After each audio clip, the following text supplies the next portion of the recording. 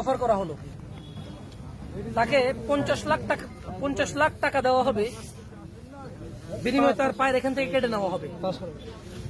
রাজি আছো কেউ? আরে কি বলো, এক পা দিয়ে তো আরেক পা দিয়ে আমরা হাঁটতে পারবো তো? রাজি নাই? 50 লাখ, আচ্ছা 1 কোটি, এক পা না আরেক পা আছে না? কে ল্যাংড়া খোড়া মানুষের বাচ্চা কাচ্চা নাই? ওরা কি জীবন উপভোগ করে না? করে। আল্লাহ সবাইকে তৌফিক দিয়েছে, সবাই যার যার মতো করে জীবন উপভোগ করে, ঠিক না? 50 লাখ টাকার বিনিময়ে পা দিতে পারবা না?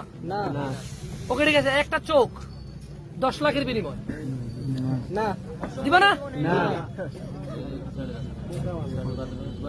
তার মানে বুঝা গেল তোমার হিসেবে 10 লাখ টাকা দামের চোখ আছে দুইটা, তোমার কাছে কত হইলো? 20 লাখ তোমার হিসেবে। 50 লাখের পা আছে কয়টা?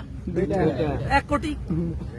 1 কোটি এগুলো তো তারপর রিপ্লেস করা যায়। যেন পায়ের বদলে তুমি প্লাস্টিকের পা লাগাইতে পারবা, লোহার পা লাগাইতে পারবা, কিন্তু আমাদের শরীরে এমন অনেক কিছু আছে যেটার রিপ্লেসমেন্ট নাই। যেমন হার্ট, হৃদয়, যেমন অনেক নার্ভ আছে, মস্তিষ্ক আছে, এগুলো কোনো রিপ্লেসমেন্ট নাই। কি নাই?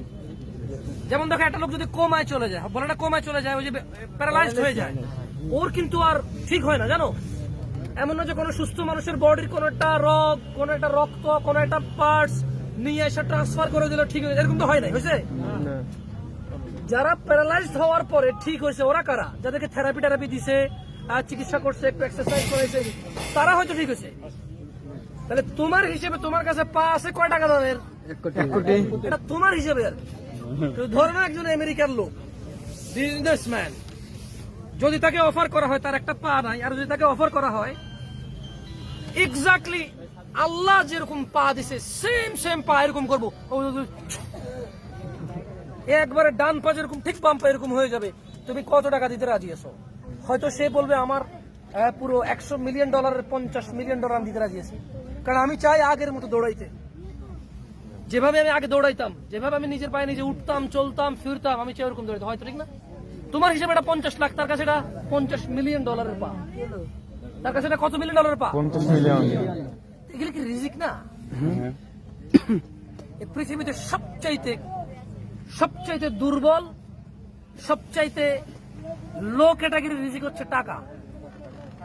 পৃথিবীর সবচেয়ে লো ক্যাটাগরির রিজিক কি? টাকা। বাট এটা নিয়ামত, এটা কি নিয়ামত, আলহামদুলিল্লাহ। কিন্তু সবচেয়ে বড় রিস্ক হচ্ছে তাওহীদ। কি? আল্লাহর একত্ববাদিতা। কি? এটা হচ্ছে সবচেয়ে বড় রিজিক, কারণ এটা জান্নাতে ঢুকাবে। কোথায় ঢুকাবে? জান্নাতে। জান্নাতে কি হবে? এইভাবে স্বর্ণ খচিত চেয়ারে হেলান দিয়ে জান্নাতের